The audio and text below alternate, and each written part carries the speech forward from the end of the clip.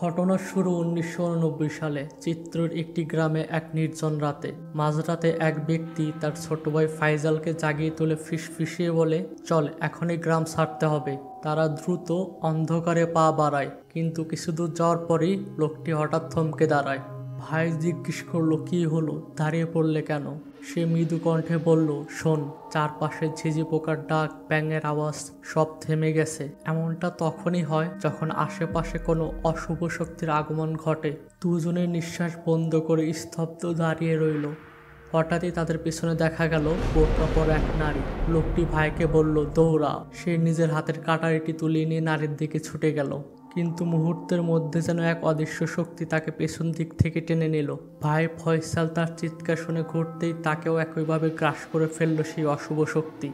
কিছুক্ষণ পর বৃষ্টি ভেজা রাতে এক কিশোরী ছুটে গিয়ে মিরতাজকে এই ঘটনা জানায়। মিরতাজ তৎক্ষণাৎ সাইকেল নিয়ে বেরিয়ে পড়ে। মেয়েটিও জেদ ধরে তার সঙ্গে যায়। অন্ধকার জঙ্গল পথে যাওয়ার সময় হঠাৎ এক বিশাল গাছের ডাল তাদের উপর ভেঙে পড়ে। মিরতাজ গুরুতর আহত হয়, আর সেই কিশোরীর চোখে বেঁধে যায় ডালটি। এদিকে গ্রামের শেষ প্রান্তের এক পোড়া বাড়িতে বোরকা পরা সেই নারীকে দেখা যায় কালো জাদু করতে। সে সেই দুই ভাইয়ের মৃতদেহ ঝুলিয়ে রেখেছে। তার চারপাশে ছড়িয়ে ছিটিয়ে আছে মানুষের মাথার খুলি আর পশুর মৃতদেহ। সেই নারীকে সাহায্য করছিল আরেকজন। সময় গড়ালো ১৯৯৯ সাল। মিরতাজ ও সেই কিশোরী কয়েকজন সঙ্গী নিয়ে যাত্রা করছে হায়দ্রাবাদের উদ্দেশ্যে। মিরতাজের হাতে খঞ্জর, কিশোরীর হাতে মাজারের পবিত্র চাদর। একটি বাড়ির সামনে এসে সবাই ভয়ে কাঁপছে।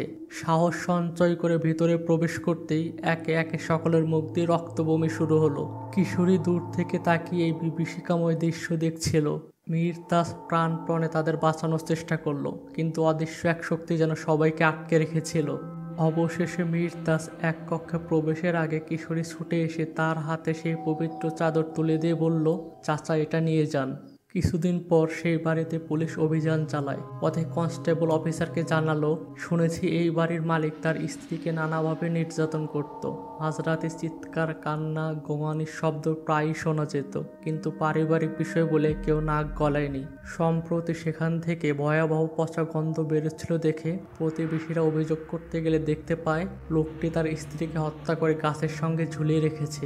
বাড়ির সামনে পৌঁছতেই এক কনস্টেবল অফিসারকে সতর্ক করলো, স্যার, ভেতরে ঢোকার আগে নাক মুখ বেঁধে নিন। কিন্তু তিনি তা উপেক্ষা করলেন। কয়েক সেকেন্ডের মধ্যেই তিনি ছুটে বেরিয়ে এসে বমি করতে লাগলেন। অবশেষে মুখে রুমাল বেঁধে কয়েকজন কনস্টেবল নিয়ে অফিসার যখন ভেতরে প্রবেশ করলেন, সেখানকার দৃশ্য শীত দ্বারা ঠান্ডা করে দেওয়ার মতো। গাছের সঙ্গে বাঁধা ছিল বোরকা পরা এক পচা গলার মৃতদেহ। তার অবস্থা ছিল রীতিমতো শিউরে ওঠার মতো। গা জ্বরে উঠছে মাছির ঝাঁক, পচা মাংসে লেগে আছে অগণিত পোকা। দৃশ্য স্থানান্তরিত হয় বর্তমান সময়ে হায়দ্রাবাদের এক আবাসিক ফ্ল্যাট। সেখানে বসবাস করছে এক মুসলিম পরিবার ও তাদের প্রতিবেশী গোপী। পরিবারে আছেন নীলাম এবং তার মেয়ে নাজিয়া। নীলাম পেশায় একজন স্কুল শিক্ষিকা। স্বামীর সঙ্গে বনিমনা না হয় তারা আলাদা থাকেন, তবে মেয়েকে স্বামীর অত্যাচার থেকে রক্ষা করতে তিনি প্রতি মাসে তাকে টাকা পাঠান।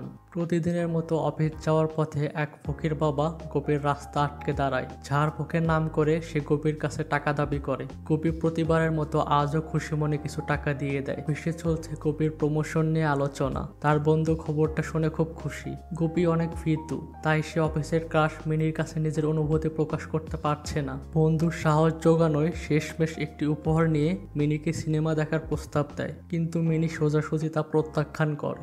এদিকে নীলামের স্বামী আব্দুল স্কুলে এসে এই মাসে টাকা দাবি করে। এই মাসে নীলামের অর্থের অভাব থাকলেও মেয়ের নিরাপত্তার কথা ভেবে সে টাকা দিয়ে দেয়। দূর থেকে পুরো ঘটনাটি লক্ষ্য করছিল মিরতাজ। স্কুলের এক ড্রয়িং ক্লাসে দেখা যায় নাজিয়াকে। আঁকের ফাঁকে তার বান্ধবী লক্ষ্মী নাজিয়ার হাতে থাকা ব্রেসলেটের প্রশংসা করে জিজ্ঞেস করলো, এটা কবে কিনলি? নাজিয়া হাসি মুখে জবাব দিল, আম্মুই কিনে এনেছে। রাতে ডিউটি শেষ করে বাসায় ফেরার পথে মিনি গোপীর সঙ্গে দেখা করে। সে বলে, সকালে তোমার প্রস্তাবটা আমার পছন্দ হয়নি, কারণ আমি সিনেমা দেখতে পছন্দ করি না, তবে ভাবছিলাম তোমার ফ্ল্যাটে কিছু সময় কাটাবো। গোপী এই প্রস্তাবে ভীষণ খুশি হয়। বিকেলে মিনি তার ফ্ল্যাটে আসে। দুজনে সন্ধ্যায় একসঙ্গে ভালো সময় কাটানোর পরিকল্পনা করছিল, কিন্তু হঠাৎ বিদ্যুৎ চলে যায়। মুহূর্তটি যেন নষ্ট না হয়, এজন্য তারা মোমবাতি জ্বালায়। তারা ধীরে ধীরে অন্তরঙ্গ হতে এগিয়ে আসে। ঠিক তখনই হঠাৎ দরজায় জোরে ধাক্কা পড়ে। দরজায় বারবার ধাক্কার শব্দে বিরক্ত হয়ে গুপি দরজা খুলতেই সামনে দাঁড়িয়ে নিলাম। তার মুখে অস্বস্তির ছাপ। গুপি একবার দেখবে নাজিয়া কেমন যেন অদ্ভুত আচরণ করছে। গুপি মিনিকে বুঝতে বলে নিলামের সঙ্গে ভেতরে যায়। এতে রাগ করে মিনি ফ্ল্যাট ছেড়ে চলে যায়। নাজিয়ার ঘরে ঢুকতেই গুপির চোখ বড় বড় হয়ে যায়। মেয়েটি দেয়ালের দিকে মুখ করে বিড়বিড় করছে।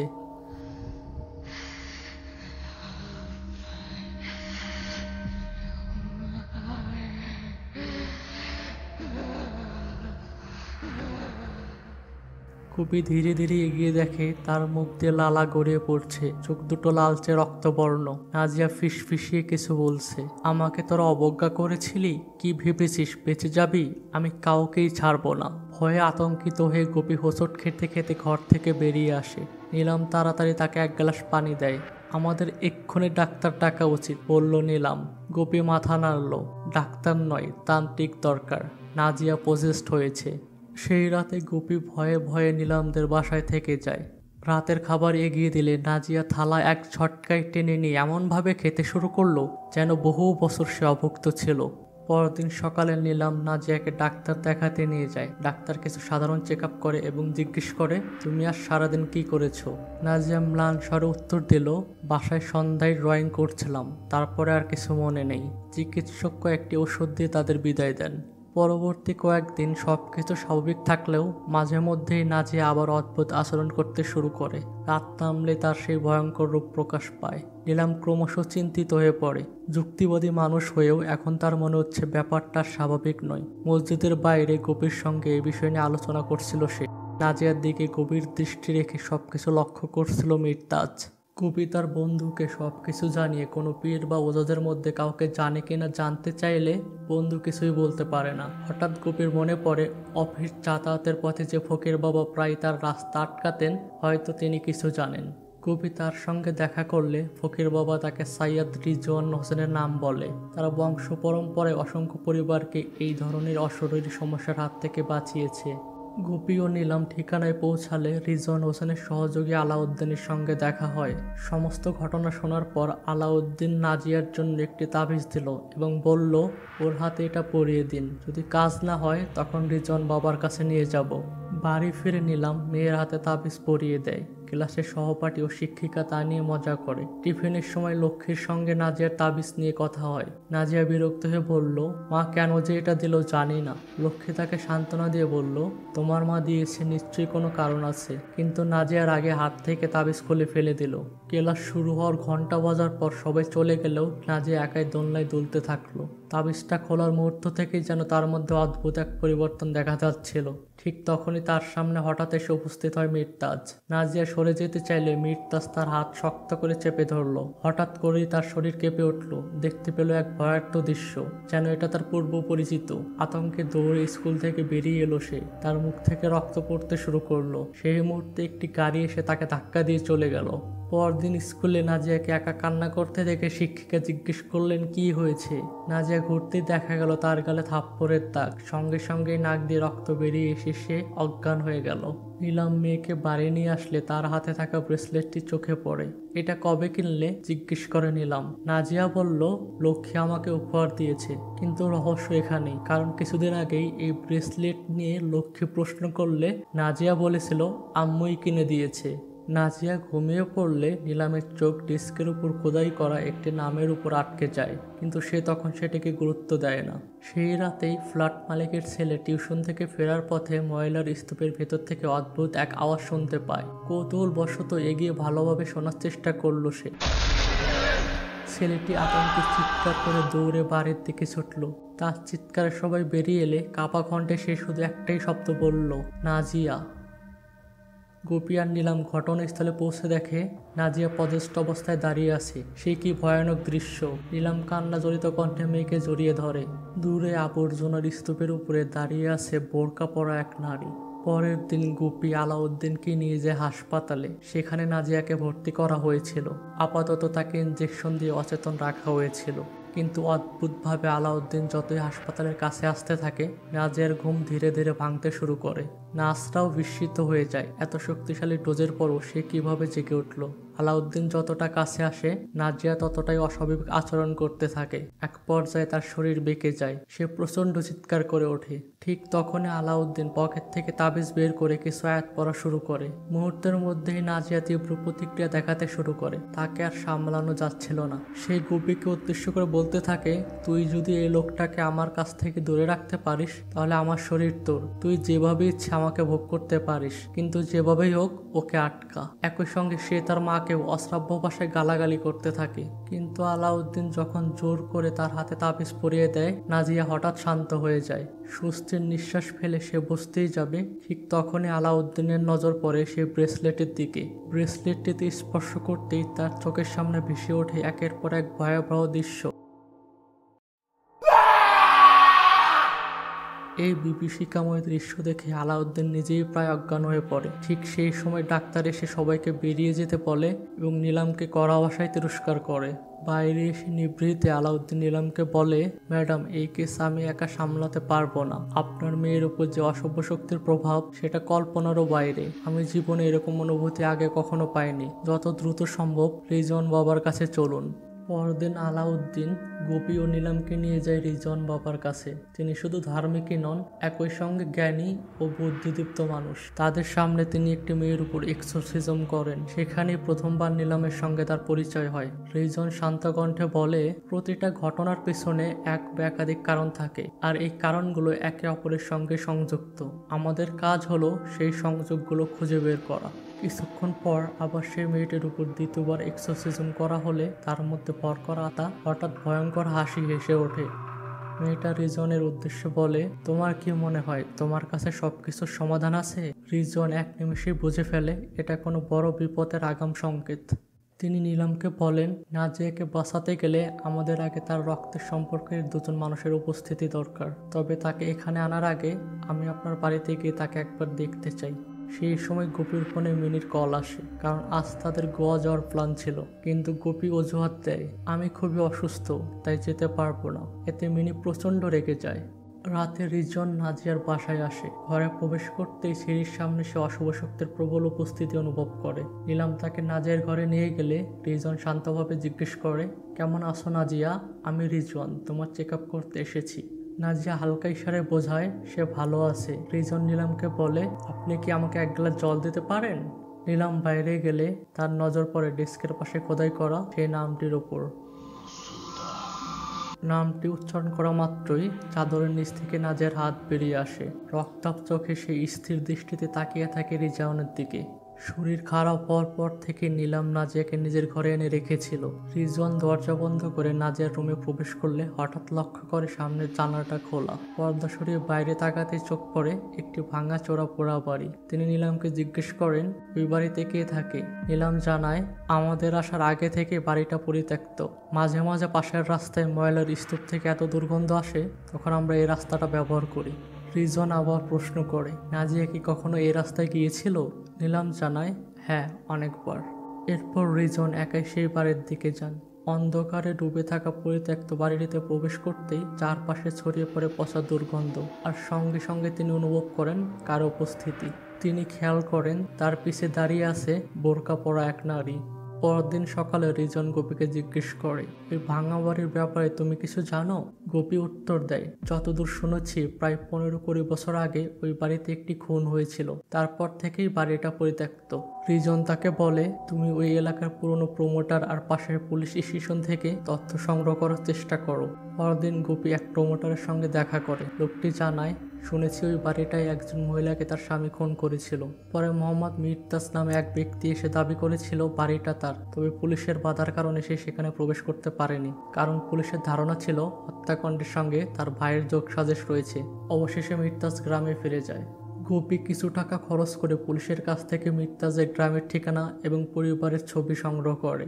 পুলিশের থেকে পাওয়া তথ্য অনুযায়ী ওই বাড়ির বাগানে একটি বড় গাছের সঙ্গে বাঁধা অবস্থায় এক নারীর লাশ পাওয়া গিয়েছিল। তার নাম ছিল মাসুদা। পোস্টমর্টেম রিপোর্ট থেকে জানা যায় তাকে প্রচুর নির্যাতন করে তারপর নির্মমভাবে চাকু মেরে হত্যা করা হয়। মৃত্যুর প্রায় 12 দিন পর পুলিশ তার মরদেহ উদ্ধার করে কবর দেয়। গোপী রিজওয়ানকে মাসুদার স্বামী খাজা এবং মাসুদার একটি ছবি দেখায়। ছবিতে মাসুদার হাতে ছিল সেই ব্রেসলেট, যে ব্রেসলেটটি রিজওয়ান আগের রাতে নাজের হাতে দেখেছিল। কিছুক্ষণ পর নিলাম আসলে রিজওয়ান তাকে জিজ্ঞাসা করে, আচ্ছা নাজের হাতে থাকা ব্রেসলেটটা কি আপনি কিনে দিয়েছেন? নিলাম উত্তর দেয়, না, ওর বান্ধবী উপহার দিয়েছে। রিজওয়ান শান্ত কণ্ঠে বলে, আপনি কি সেটা নিজের চোখে দেখেছেন? নিলাম জানায়, না। এরপর ফ্ল্যাশব্যাকে দেখানো হয় নাজে একদিন যখন সেই পরিত্যক্ত বাড়ির সামনে দিয়ে যাচ্ছিল, হঠাৎ সেখানে সে ব্রেসলেটটি কুড়িয়ে পায়, কিন্তু সে সবাইকে মিথ্যা বলে। বাসায় ফিরে নিলাম নাজিয়াকে জল খাওয়ায়। এরপর গোপীকে ঘরে রেখে ভাড়ার বিষয়ে কথা বলতে ফ্ল্যাট মালিকের কাছে যায়। গোপী ঘরে একা দেখে হঠাৎ নাজিয়া অদ্ভুত কণ্ঠে বলে ওঠে, তুই আমার সম্পর্কে খোঁজ খবর নিচ্ছিস কেন? গোপী কিছু বুঝে ওঠার আগেই নাজিয়া হঠাৎ পেছন থেকে ছুরি দিয়ে আক্রমণ করে। একটুর জন্য বেঁচে যায় গোপী, কারণ ছুরির আঘাত সে হাত দিয়ে আটকাতে সক্ষম হয়। কোনো রকমে নাজিয়াকে ঠেলে ফেলে দিয়ে দরজা বন্ধ করে বাইরে বের হয়ে জ্ঞান হারায় সে। সেদিন গোপীর বন্ধু তাকে দেখতে সে স্পষ্টভাবে বলে নাজিয়ার ব্যাপারে সে যেন আর না জড়ায়। এসব ঝামেলার জন্য তার প্রমোশন আটকে যাচ্ছে এবং মিনির সঙ্গেও দূরত্ব বাড়ছে। নিলাম যখন গোপীর খোঁজ নিতে আসে তখন গোপী জানায় আজকের পর সে আর তাদের সাহায্য করতে পারবে না। কথাটা শুনে নিলাম বলে, কোনো সমস্যা নেই, তুমি আমাদের অনেক সাহায্য করেছো, বাকিটা আমি নিজেই সামলে নেব। দিন যত এগোতে থাকে নাজের অবস্থা ততই খারাপ হতে থাকে। নীলিমা একা কিছুই করতে পারছিল না, স্বামীকে জানাতে চেয়েও সে সাহস পায়নি। অসহায়ের চোখে সে শুধু মেয়েকে তেলে তেলে শেষ হতে দেখছিল। এদিকে গোপীর মনও অশান্ত ছিল। অফিসে বন্ধুদের আড্ডায় শরীরটা উপস্থিত থাকলেও মনটা বারবার ছুটে যাচ্ছিল নাজিয়ার দিকে। অবশেষে নাজিয়ার অবস্থার অবনতি ঘটলে তাকে রিজনের আশ্রমে নিয়ে আসা হয়। সেখানে নাজিয়াকে শিকল দিয়ে বেঁধে রাখা হয়। গোপী আর সহ্য করতে না পেরে বেরিয়ে পড়ে নাজিয়ার বাবা আব্দুলের সঙ্গে দেখা করতে। নিজের পরিচয় দিয়ে সব ঘটনা খুলে বললে আব্দুল ঠান্ডা গলায় উত্তর দেয়, আমি কোনো সাহায্য করতে পারবো না। গোপী বিস্মিত হয়ে ভাবে, কোনো বাবা নিজের একমাত্র মেয়ের বিপদে কেমন করে এভাবে মুখ ফিরিয়ে নিতে পারে। অনেক অনুরোধ করার পর আব্দুল উল্টো কটাক্ষ করে, একজন একা সুন্দরী মহিলা, স্বামীর সঙ্গে সম্পর্ক নেই, তার উপর আছে এক সুন্দরী মেয়ে, সম্পর্কটা কি? হ্যাঁ। কথাগুলো শুনে গোপীর আগে ঝাঁপিয়ে পড়ে আব্দুলের গলা চেপে দেয়ালে ঠেসে ধরে। ফেরার সময় গোপীর নজর পড়ে ঘরে রাখা এক মহিলার ছবিতে।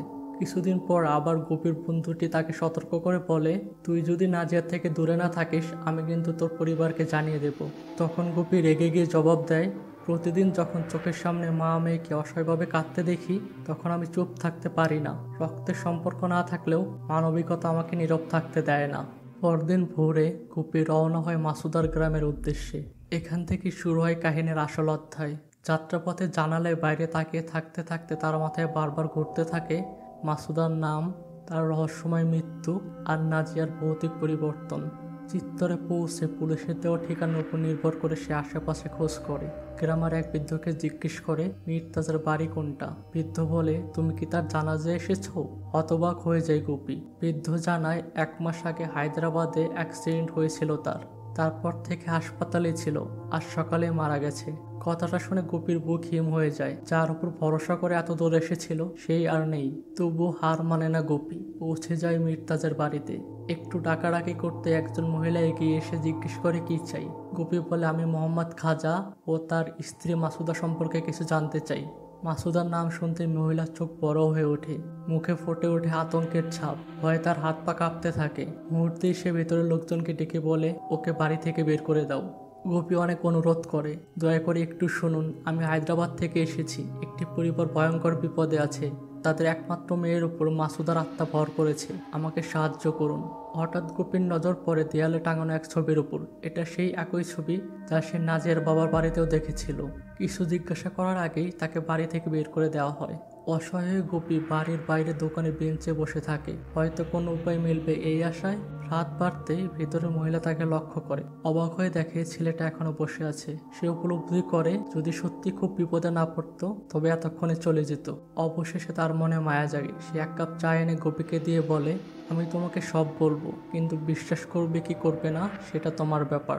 আজ মাঝরাতে গ্রামের বাইরে পুকুরের সামনে আমার সঙ্গে দেখা করো।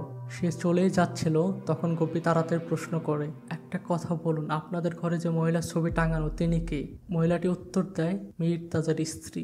মাঝরাতে পুকুরের ধারে বসেছিল গুপি। হঠাৎ সেই মহিলাটি উপস্থিত হয় এবং তাকে জঙ্গলের মধ্যে দিয়ে এক নির্জন স্থানে নিয়ে যায়। পথে চলার সময় সে বলতে থাকে, মাসুদা কোনো পার্থিব বা মৃত জগতের নয়, সে এর মাঝে আটকে পড়া এক অভিশপ্ত সত্তা। জঙ্গলের মধ্যে একটি পোড়া বাড়ির সামনে তারা থেমে যায়। নারীটি বলল, এই হলো সেই জায়গা যেখানে মাসুদা কতজনকে হত্যা করেছে তার ঠিক কোনো হিসাব নেই।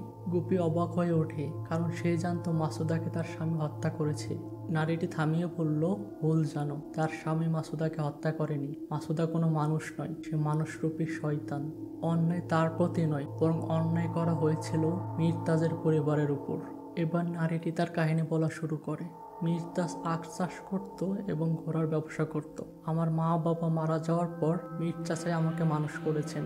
তার 3 ভাই ছিল, ফারদিন, খাজা এবং ফাইজাল। তাদের মধ্যে এমন সুন্দর ভ্রাতৃত্ববোধ ছিল যা খুব কমই পাওয়া যায়। ফারদিন পড়াশোনায় খুব ভালো ছিল। বিশ্ববিদ্যালয়ের সুযোগ পেলে চাচা সমস্ত ব্যবস্থা করে তাকে শহরে পাঠান। আমরা ভেবেছিলাম সে আমাদের ভাগ্য বদলাবে। ভাগ্য বদলালো ঠিকই, তবে আমাদের কল্পনার মতো নয়। 2 বছর পর ফারদিন গ্রামে ফিরে এলো, তবে এবার সে একা নয়, সঙ্গে এনেছে তার স্ত্রী মাসুদাকে। আমরা কেউ জানতাম না সে কোথা থেকে এসেছে, কিন্তু যেদিন প্রথম মাসুদা আমাদের বাড়িতে পা রাখে, পরিবারের একজন মারা যায়। আমি এবং মীর চাচা কেন জানি না মাসুদাকে সহ্য করতে পারতাম না। মনে হতো সে যেন লুকিয়ে কিছু করছে। আমাদের সন্দেহ ঠিক প্রমাণিত হয়। আমি একদিন মাসুদাকে 2 জনের কাছ থেকে একটি শিশিতে রক্ত নিতে দেখে ফেলি। জঙ্গলের ধারে পুরনো একটি বাড়িতে মাসুদা ভয়ঙ্কর ব্ল্যাক ম্যাজিক করত। সেই গ্রামে কেন এসেছে তা জানি না, তবে তার উদ্দেশ্য ছিল বলি দিয়ে শয়তানকে জাগিয়ে তোলা, এবং তার রিচুয়ালগুলো ছিল অত্যন্ত ভয়ঙ্কর। প্রথমে গ্রামের মাটিতে সে কিছু একটি পুঁতে দেয়। মীর চাচা বিষয়টি ধরতে পারে। তিনি বুঝতে পারেন মাসুদা একটি ডাইনি। চাচা ভেবে পায় না ফারদিনকে এটা কিভাবে জানাবে। একদিন চাচা লক্ষ্য করে মাসুদা তার দেওর খাজাকে নিজের প্রেমের জালে ফাঁসিয়েছে। চাচা সিদ্ধান্ত নেয় এর একটা বিহিত করতেই হবে। তিনি খাজার কাছে এ ব্যাপারে জানতে চাইলে সে পাত্তাই দেয় না। মাসুদার কালো জাদুর মায়াজালে সে এতটাই আবদ্ধ হয়ে পড়ে যে ঠিক ভুলের জ্ঞানও তার মধ্যে ছিল না। কিছুদিন পর সারা গ্রামে মৃত্যুর তাণ্ডব শুরু হয়। গ্রামবাসীরা অজানা রোগে রক্ত বমি করে মারা যেতে থাকে। মৌলবীর অনেক চেষ্টা করেও কোনো সমাধান খুঁজে পায় না। এমনই এক রাতে আমি 2 ভাইকে জঙ্গলে যেতে দেখে তাদের পিছু নেই। সেদিন আমি যা দেখি তা কোনোদিন ভুলবো না। চাচার ভাই খাজা মাসুদার জন্য ছোট 2 ভাইকে শিকলে বেঁধে ঝুলিয়ে রাখে হত্যার উদ্দেশ্যে। প্রচণ্ড বৃষ্টির মাঝে আমি অনেক কষ্টে এসে মীর চাচাকে খবর দিই। আমরা সাইকেলে পোড়াবাড়ির দিকে যাচ্ছিলাম, কিন্তু মাঝপথে গাছের ডাল ভেঙে পড়লে চাচা গুরুতর আহত হন আর আমার একটি চোখ নষ্ট হয়ে যায়। আহত অবস্থায় কোনো রকমে চাচা সেখানে পৌঁছান, কিন্তু অনেক দেরি হয়ে গেছে। তিনি কখনো ভাবেননি তার পরিবার এভাবে শেষ হয়ে যাবে। যিনি নিজ হাতে 2 ভাইয়ের লাশ নামিয়ে চিৎকার করে প্রতিজ্ঞা করেন তিনি অবশ্যই এর প্রতিশোধ নেবেন। পরের দিন থেকে মাসুদাকে সাহায্য করা প্রতিটি লোককে চাচা খুঁজে বের করেন। নিজের সংসার ব্যবসা ছেড়ে তার একমাত্র লক্ষ্য হয়ে দাঁড়ায় প্রতিশোধ। কিছুদিন পরে তার স্ত্রী তার ছেলেকে নিয়ে আলাদা হয়ে যায়। এরপর কয়েক বছর লেগে যায় মাসুদাকে খুঁজে বের করতে। মাসুদা কেবল মানুষ হত্যা করত না, শয়তানের কাছে তাদের উৎসর্গ করত। মাজারের খাদেম চাচাকে বলে, মাসুদা তোর জীবনে ঢুকে গেছে, যতদিন না তোর বংশ শেষ হচ্ছে ততদিন তাকে থামানো সম্ভব নয়। সে চাচাকে মাজারের পবিত্র চাদর এবং শক্তিশালী খঞ্জর দিয়ে বলেন, এগুলো ছাড়া মাসুদাকে হত্যা অসম্ভব। মাত্র কয়েকদিনের মধ্যেই কিছু সাহসী লোক ও আমাকে নিয়ে মীর চাচা হায়দ্রাবাদের উদ্দেশ্যে রওনা দেন। মাসুদার ঠিকানায় পৌঁছে সাহস সঞ্চয় করে তার বাড়িতে প্রবেশ করি। একে একে অনেকে রক্তবমি করে মারা যেতে থাকে। চাচা সর্বোচ্চ চেষ্টা করেন তাদের বাঁচাতে, কিন্তু ব্যর্থ হন। অবশেষে তিনি মাজারের পবিত্র চাদর ও শক্তিশালী খঞ্জন নিয়ে মাসুদাকে হত্যা করতে একাই যান। খাজা অবশ্য সেখানে উপস্থিত ছিল না, কিন্তু সেই দিন চাচা প্রথমবারের মতো মাসুদার আসল রূপ দেখেন। পবিত্র চাদরে জড়িয়ে মাসুদাকে টেনে হিঁচড়ে বের করেন। একজন মেয়ের মধ্যে যে এতটা ভয়ঙ্কর শক্তি থাকতে পারে এটা কল্পনার বাইরে। তাবর তাবর মানুষকে সে একাই ঠেলে ফেলে দেয়। 7-8 জন মিলেও তাকে ধরে রাখা সম্ভব হচ্ছিল না। মাসুদা যখন আমাকে আঘাত করতে আসে, চাচা পাশে থাকা লাঠি দিয়ে তার হাতে আঘাত করলে ব্রেসলেটটি তার হাত থেকে পড়ে যায়। সবাই মিলে তাকে গাছের সঙ্গে বেঁধে ধরে। চাচা জিজ্ঞেস করেন, কেন আমার পরিবারকে শেষ করলি? কিন্তু মাসুদার মনে কোনো অপরাধ বোধ বা ভয় ছিল না। চাচা চিৎকার করে জিজ্ঞেস করেন। তখনই মাসুদা এক অদ্ভুত মন্ত্র উচ্চারণ করতে শুরু করে, যার ফলে আশেপাশে থাকা প্রত্যেকের দম বন্ধ হয়ে যায় এবং নাক মুখ দিয়ে রক্ত বেরোতে থাকে। চাচা লক্ষ্য করেন এর প্রভাব আমার উপরে পড়ছে, আর দেরি না করে খঞ্জরটি মাসুদার পেটে ঢুকিয়ে খুঁচিয়ে খুঁচিয়ে হত্যা করেন। এখানে আমরা দেখি মাসুদার পেট থেকে বের হওয়া রক্ত ঘুরিয়ে তার ব্রেসলেট ভিজিয়ে দেয়। ঠিক 12 দিন পর পুলিশ এসে মাসুদার দেহ উদ্ধার করে এবং কবরস্থ করে। কিন্তু মাসুদা মৃত্যুর পরও চাচাকে শান্তি দেয়নি। খাজা মাসুদার প্রেমে এতটাই পাগল ছিল যে কবর খুঁড়ে তার লাশ বের করে ব্ল্যাক ম্যাজিক শুরু করে তাকে পুনরায় জীবিত করার জন্য, যা সে মাসুদার কাছ থেকে কিছুটা শিখেছিল। কিন্তু অর্ধেক জ্ঞানী তাকে মৃত্যুর দিকে ঠেলে দেয়। মারা যাওয়ার আগে সে চাচাকে বলে যায় মাসুদার দেহ কোথায় রয়েছে। চাচা পবিত্র হয়ে নামাজ পড়ে জঙ্গলের এক নির্জন স্থানে মাসুদাকে কবর দেন। এরপর মহিলাটি থামে এবং বলে, আমি সেই রাতের বেঁচে থাকা একমাত্র প্রত্যক্ষদর্শী নার্গিস। যখন মাসুদা জীবিত ছিল তাকে মারতে মীর চাচা হিমশিম খেয়েছিলেন। এখন মীর চাচা বেঁচে নেই আর মাসুদা এখন পুরোপুরি শয়তানে পরিণত হয়েছে। গুপি জিজ্ঞেস করে মাসুদাকে থামানোর উপায় কি। নার্গিস জানায়, আমরা জঙ্গলের মাঝে যে স্থানে দাঁড়িয়ে আছি সেখান থেকে সামনের দিকে পরিত্যক্ত স্থানের একটি গুহায় মীর চাচা মাজারের পবিত্র চাদরটি লুকিয়ে রেখেছেন। ভিতরে ঢুকে 10 পা হেঁটে ডান দিকে গেলে চাদরটি পাবে। তিনি সতর্ক করেন, সেখানে তুমি একাই যাবে, কিন্তু ভুলেও বাঁ দিকে যেও না। মাসুদা ঠিক সেই জায়গায় ব্ল্যাক ম্যাজিক করত। বেচারা গুপি একা গুহায় প্রবেশ করে। নির্দেশনা অনুযায়ী ঠিক স্থানে পৌঁছালে গুপি কয়েকটি পাথরের তলায় চাদরটি খুঁজে পায়। কোনো সমস্যা ছাড়াই চাদরটি নিয়ে সেখান থেকে বেরিয়ে আসতেই যাবে, হঠাৎ সে একটি করুণ মায়াবী কণ্ঠে ডাক শুনে বাঁ দিকে এগিয়ে যায়। ঠান্ডা শীতল কণ্ঠ যেন তাকে আকৃষ্ট করছে। গুপি ধীরে ধীরে এগোতে থাকে। চোখ আস্তে করে ঘুরিয়ে ডান দিকে তাকালে দেখতে পায় মাসুদাকে। শরীর অর্ধেক মাংস নেই। ভয়ঙ্কর চেহারা দেখে গুপির পায়ের তলা যেন জমে যায়। পালাতে গেলে সে দেখে সামনে একটি মৃতদেহ ঝুলছে। কোনো মতে সাহস জোগাড় করে গুপি সেখান থেকে বেরিয়ে আসে এবং নার্গিসের সামনে সে অজ্ঞান হয়ে যায়। পরের দিন রিজনকে কল দিয়ে জানালে তিনি গুপিকে নিয়ে জঙ্গলের পথে রওনা দেন। সাথে ছিল নার্গিস। জঙ্গলের মধ্যবর্তী স্থানে তারা খুঁজে পায় মাসুদার কবর। পুরো কবর জুড়ে ছত্রাকের মেলা, পোকামাকড় কিলবিল করছে, যা কোনো শুভ লক্ষণ নয়। সেদিন বাড়ি ফেরি গুপি নিলামের সঙ্গে দেখা করে জানায় রিজন বাবা যে জিনিসগুলো নিতে বলেছে সেগুলো নিয়ে প্রস্তুত হতে আর বেশি সময় নেই। এরপর সে নিলামকে নার্গিসের সঙ্গে পরিচয় করায়। ঘটনাস্থলে যাওয়ার আগে রিজন সবাইকে কয়েকটা নিয়ম মনে করিয়ে দেয়। ঠিক রাত 2টোর সময় গুপিকে মাসুদার কবর করে তার শরীরের উপর চাদর বিছাতে হবে। এই সময় কিছুটা হলেও মাসুদা দুর্বল হয়ে পড়বে। সেই সময় নাজের হাত থেকে ব্রেসলেটটি খুলতে হবে। প্রত্যেককে সময় মতো এবং সতর্কভাবে কাজ করতে হবে। একটুখানি ভ্রান্তি হলেও মাসুদা সবাইকে হত্যা করতে পারে। রাতে যাওয়ার আগে নার্গিস গুপির হাতে মীর চাচার খঞ্জর তুলে দিয়ে বলে, এটা দিয়ে মাসুদাকে আঘাত করো।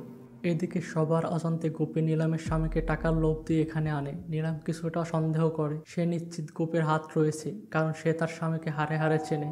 জঙ্গলে যাওয়ার সময় প্রচণ্ড বাতাস বইছিল, চারপাশে অন্ধকার। হঠাৎ গাড়ির সামনে মাসুদাকে দেখে তাদের গাড়িটি অ্যাক্সিডেন্ট করে, তবে ভাগ্যের জোরে তাদের কোনো ক্ষতি হয় না। কিছুটা এগিয়ে গেলে তারা জঙ্গলের ভেতরে পৌঁছে। রিজওয়ান বাবা সতর্ক করেছিল, কবর খোঁড়ার সময় মাসুদা প্রচণ্ডভাবে চেষ্টা করবে তোমাদের থামানোর। সে তার মায়া জালে ফেলে ভয় দেখাবে, তবে তার ছলে বা মায়ে ভয় পেও না। লক্ষ্য স্থির রেখো, ভয় পেলে মৃত্যু নিশ্চিত। এরপর রিজওয়ান বাবা প্রার্থনা করতে বসেন মাসুদাকে দুর্বল করতে। মশাল জ্বালিয়ে নিলাম ও গোপী মাসুদার কবরের সামনে আসতেই নাজিয়া জেগে ওঠে। তাকে সামলানোর দায়িত্বে ছিল নার্গিস, আলাউদ্দিন, তার সাগরেদ এবং তার বাবা। কবর ঘুরতে শুরু করলে গোপী শুনতে পায় পিছনের জঙ্গলে কেউ কাঁদছে। নিলামকে জিজ্ঞেস করলে সে বলে, কোথায়? আমি তো শুনতে পাচ্ছি না। নাজিয়ার ভেতরে থাকা মাসুদা নার্গিসকে দেখে বলে ওঠে, এখনো আরেকটা চোখ ঠিক আছে দেখছি। আলাউদ্দিন রিচুয়াল শুরু করতে নাজিয়া চিৎকার করতে থাকে। এই অবস্থা দেখে আব্দুল এখানে থাকার জন্য 2 লাখ টাকা ডিমান্ড করে। নার্গিস অবাক হয়ে জিজ্ঞেস করে, সে তো তোমার মেয়ে, তুমি থাকবে না? আব্দুল বলে, টাকা দিলে আমি থাকবো। কোনো উপায় না দেখে সবাই টাকা দিতে রাজি হয়। কবরের অনেক অংশ ঘুরে ফেলার পর গোপী অবশেষে মাসুদার লাশ খুঁজে পায়। তখনই চারদিক থেকে অদ্ভুত আওয়াজ ভেসে আসতে থাকে। গোপী নিলামকে চাদরটি দিতে বলে, কিন্তু সে কোনো উত্তর পায় না। সাড়া না পেয়ে উপরে উঠতে পা পিছলে হঠাৎ কবরের মধ্যে পড়ে যায় সে।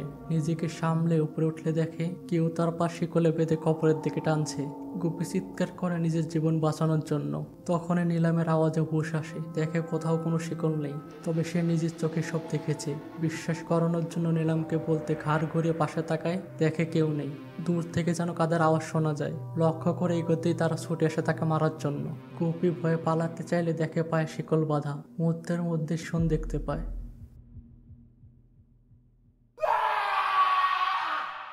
হঠাৎ একটি ডালের খোঁচা লাগে, নিলাম ডাকছে। জ্ঞান ফিরে আসে, গোপী দেখে সে এখন কবরের মাঝে। তার মানে এগুলো মাসুদার মায়া ছিল। দ্রুত উঠে মাজারের চাদর দিতে বললে নিলাম লক্ষ্য করে চাদর নেই। গোপী চাদর খুঁজতে গেলে অজান্তেই পকেট থেকে খঞ্জরটি পড়ে যায়। ঘড়িতে ইতিমধ্যে 2টা বেজে গেছে, কিন্তু চাদর এখনো দেওয়া হয়নি। আলাউদ্দিন কিছু না জেনে ব্রেসলেট খুলতে গেলে শখ খেয়ে ছিটকে পড়ে। নার্গিস বুঝতে পারে মাসুদা পূর্ণ শক্তি লাভ করেছে। বাইরে রোগীদের চিৎকার শুনে সবাই দেখতে গেলে দেখে সব ঠিক আছে। আসলে এটি মাসুদার পরিকল্পনা। ফিরে এসে তারা দেখে নাজিয়া এখন মুক্ত। এর মধ্যে একজন কুড়াল নিয়ে নাজিয়ার পিছনে যায় তাকে মারতে। নাজিয়াকে খুঁজতে বাইরে আসলে উঠোনের মেঝেতে লাগানো শিকলে তার পা বেঁধে উল্টো করে ঝুলিয়ে মারে। ইতিমধ্যেই বৃষ্টি নামে, জঙ্গলে চাদর খুঁজে পাওয়া আরো দুষ্কর হয়ে ওঠে। তারা লক্ষ্য করে প্রচন্ড বাতাসের কারণে চাদর উড়ে গিয়ে গাছের ডালে আটকে গেছে। গোপী উপরে উঠে চাদর ধরতেই পা পিছলে পড়ে যায়। মাসুদা এখন আরো ভয়ঙ্কর হয়ে উঠেছে। তার শক্তি এতটাই বেড়ে গেছে যে সে নাজিয়াকে কন্ট্রোলের সঙ্গে সঙ্গে গোপীদেরও বাধা দিচ্ছে। মাসুদা আব্দুলকে ভয় দেখে বিভ্রান্ত করে। অবশেষে কুড়াল দিয়ে তাকে খুন করে আলাউদ্দিন ও নার্গিসের পিছু নেয়। গোপী চাদর নিয়ে কবরে যাওয়ার সময় হঠাৎ শনি জঙ্গলের ভিতর থেকে কেউ যেন তার নাম ধরে ডাকছে। তবু সাহস ধরে রেখে সামনে এগোতে গেলে পথ আটকে দাঁড়ায় মাসুদা। হাওয়ায় বাজছে তার শরীর, পচা পটকা গন্ধ বাতাস ভারী করে তুলছে। রিজন বাবা ক্রমাগত নামাজ পড়ছেন মাসুদাকে আটকানোর জন্য, কিন্তু নাজিয়ার শরীরে মাসুদার প্রভাব এতটাই প্রবল যে সে কুড়াল নিয়ে নার্গিসের দিকে তেড়ে আসে। আলাউদ্দিন কোনো রকমে তাকে বাঁচিয়ে নেয়। এতে ক্ষিপ্ত হয়ে নাজিয়া ক্রমাগত শিকল আঘাত করতে থাকে। মনের সাহস জুগিয়ে গোপী কবরে নেমে পবিত্র চাদর মাসুদার লাশের উপর ফেলতেই যাবে, তখনই মাসুদা পিছন থেকে আসে। ভয়ের সব সীমা ছাড়িয়ে যায়। গোপী ভয়ে কাঁপছে, তবুও সে চাদর ফেলার চেষ্টা করে, কিন্তু সেটি পিছনে গাছের শিকড়ে আটকে যায়। তখন মাসুদা তার গলা চেপে ধরে এবং কবর থেকে ছুঁড়ে ফেলে দেয়। ততক্ষণে নাজিয়াও শিকল ভেঙে ফেলেছে, কুড়াল নিয়ে মারতে এগিয়ে যাচ্ছে। মাসুদা ক্রমাগত গোপীকে আঘাত করছে, কাদা জলের মধ্যে ফেলে মাথা পা দিয়ে চেপে ধরেছে। চাপ এতটাই শক্তিশালী যেন এক্ষুনি গোপীর মাথা ফেটে যাবে। হাত পা ছোটাছুটি করতে করতে গোপী কাদা জলের মধ্যে মীর চাচার খঞ্জর খুঁজে পায়। প্রাণপণে সে সেটি বসিয়ে দেয় মাসুদার পায়ে। মাসুদা কিছুটা কাবু হয়ে পড়ে। সুযোগ পেয়ে গোপী খঞ্জরটি মাসুদার পেটে বসিয়ে দেয়। ভয়ঙ্কর আওয়াজে চারদিক কেঁপে ওঠে। গোপীর মধ্যে আলাদা শক্তি কাজ করছে। সেই কবরের মধ্যে ফেলে দেয় মাসুদার দেহ। ধীরে ধীরে মাসুদার শরীর মিলিয়ে যাচ্ছিল। তখনই গোপী তার উপর মাজারের চাদর ফেলে দেয়। নাজিয়াকে ছটফট করতে দেখে নার্গিস সেই সুযোগে তার হাত থেকে ব্রেসলেটটি খুলে ফেলে। নাজিয়া সম্পূর্ণ শান্ত হয়ে যায়, অর্থাৎ মাসুদা আর নেই। কিন্তু গোপী এখনো ঘোরের মধ্যে। নিলাম ছুটে এসে তাকে স্পর্শ করতে সে জ্ঞান হারায়। এরপর গোপীর চোখ খুলে হাসপাতালে। সে এখনো ভয়ে কাঁপছে। ডাক্তার একটি ইঞ্জেকশন দিয়ে তাকে ঘুম পাড়িয়ে দেয়। এরপর আমরা দেখি নাজিয়া, নিলাম ও গোপী একসাথে বসে খাবার খাচ্ছে। ইতিমধ্যে নার্গিসরাও সবাইকে বিদায় জানিয়ে গ্রামে ফিরে যায়। যাওয়ার সময় আলাউদ্দিন রিজনকে প্রশ্ন করে, আচ্ছা পরবর্তী সময় গোপী যে বিপদের সম্মুখীন হতে চলেছে সে কিভাবে তার মোকাবেলা করবে? আপনি একদিন বলেছিলেন পূর্ব ঘটনা খুঁড়ে তুললে ভবিষ্যতের প্রভাব ভালো হয় না। রিজনের মুখ গম্ভীর হয়ে আসে। এরপর কিছুদিন কেটে যায়। ফ্ল্যাটের নরম বিছানায় এখন গোপী ও মিনি শুয়ে আছে। তাদের সব সমস্যা মিটে গেছে। মিনি জিজ্ঞেস করে, আচ্ছা তুমি সবাইকে বলনি কেন যে আব্দুল মানে নাজিয়ার বাবা মির্তাজের ছেলে? গোপী মৃদু স্বরে বলে, এমন মানুষের ব্যাপারে কিছু না বলাই শ্রেয় যে আপন মেয়ের মৃত্যুকালেও নিঃস্বার্থ খুঁজে। তখনই বিড়াল ডাকলে দুজনেই চমকে ওঠে। বোতলে জল শেষ দেখে মিনি কিচেনে জল আনতে যাচ্ছিল, কিন্তু সামনের অন্ধকার ঘরে কিছু একটা দেখে সে থমকে যায়। সে একাগ্র চিত্তে অন্ধকার ঘরটার দিকে তাকিয়ে থাকে। গোপী জিজ্ঞেস করে, কি হয়েছে, কি দেখছো? আমাকে ভয় দেখানোর বৃথা চেষ্টা? কিন্তু মিনি তখন কাঁপছে। সে ভয়ার্থ কণ্ঠে বলে, গোপী ওখানে মেঝের উপর চুল খুলে কেউ যেন বসে আছে। গোপী কথাটা বিশ্বাস করে না। সে মিনিকে শান্ত করার চেষ্টা করে এবং অন্ধকার ঘরটার দিকে এগিয়ে যেতে থাকে। হঠাৎই শোনা যায়,